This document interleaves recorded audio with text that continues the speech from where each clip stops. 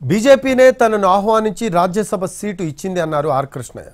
బీసీల కోసం వైసీపీలో తనకు మాట్లాడే అవకాశం రాలేదన్నారు. తనకు అధికారం అవసరం లేదు అన్నారు ఆర్ కృష్ణయ్య. బీసీలకు లాభం జరుగుతుంది అంటే ఎక్కడికైనా వెళ్తాను అన్నారు. చట్టసభల్లో బీసీ రిజర్వేషనే తన లక్ష్యం అంటున్న ఆర్ కృష్ణయ్యతో మా correspondent Ram face to face. మనతో పాటు ఆర్ కృష్ణయ్య ఉన్నారు. ప్రస్తుతం ఇప్పుడు రాజ్యసభ సభ్యుడిగా నామినేషన్ వేశారు. సార్, రాజ్యసభ సభ్యుడిగా బీజేపీ తరఫున నామినేషన్ వేశారు. ఇప్పటికే ఆల్రెడీ ఒకసారి రాజ్యసభ సభ్యుడిగా మీరు వైసీపీ తరఫున పనిచేసినటువంటి పరిస్థితి ఉంది.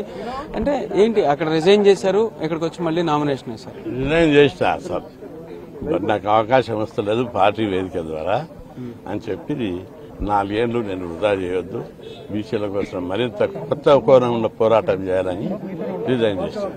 కానీ ఆ తర్వాత అన్ని పార్టీలు మీరందరూ చూశారు, ప్రతి పార్టీ మా పార్టీ దగ్గర మా పార్టీ పూర్తి సపోర్ట్ ఇస్తుంది మీకు మీ డిమాండ్ల మీద.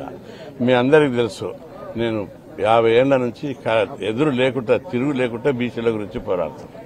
అంటే నేను ఎక్కడున్నా ఏడున్నా బీసీల గురించే మాట్లాడతాడు, పోరాడతాడు అనేది వాళ్ళకి తెలుసు. సో అందుకే ఇప్పుడు బీజేపీ కూడా బీసీల యొక్క సపోర్ట్ తీసుకోవడం కోసం ఆర్ కృష్ణయ్య అవసరమనే ఇప్పుడు ఆర్ కృష్ణయ్యని తీసుకొచ్చింది అనుకోవాలా? అంటే బీజేపీ పార్టీ ఆర్ కృష్ణయ్యని తీసుకుందంటే బీసీ అనుకూల వైఖరి అవలంబిస్తుందని మీరు అర్థం చేసుకోవాలి.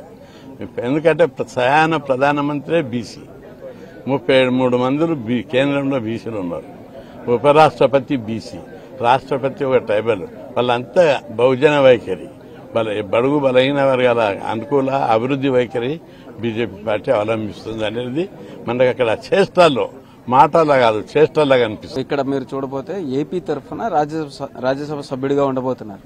అటువంటి పరిస్థితుల్లో ఏపీకి ఒక పార్టీ ఎంపీగా మీరు ఏ రకంగా సేవలు చేయబోతారు?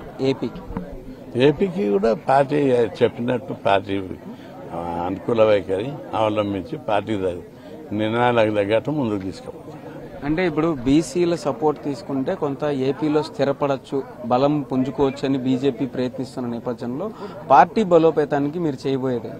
పార్టీ నా బలోపేతానికి నా వంతు కృషి తప్పనిసరి చేస్తా. పార్టీ డెవలప్మెంట్ కూడా చేస్తా, బీసీల డెవలప్మెంట్ కూడా చేస్తా. సో అది పరిస్థితి. పార్టీ డెవలప్మెంట్ కి పనిచేస్తాను, బీసీల డెవలప్మెంట్ కి పనిచేస్తాను, పూర్తి స్థాయిలో ఒక రాజ్యసభ సభ్యుడిగా నేను పూర్తి స్థాయిగా పనిచేసేటటువంటి పరిస్థితి అయితే ఉంటుంది బీజేపీ కోసం కూడా అని చెప్పేసి ఆర్ కృష్ణయ్య చెప్తున్నారు. కెమెరా పర్సన్ నానితో రామ్, ఎన్టీవీ, అమరావతి నుంచి.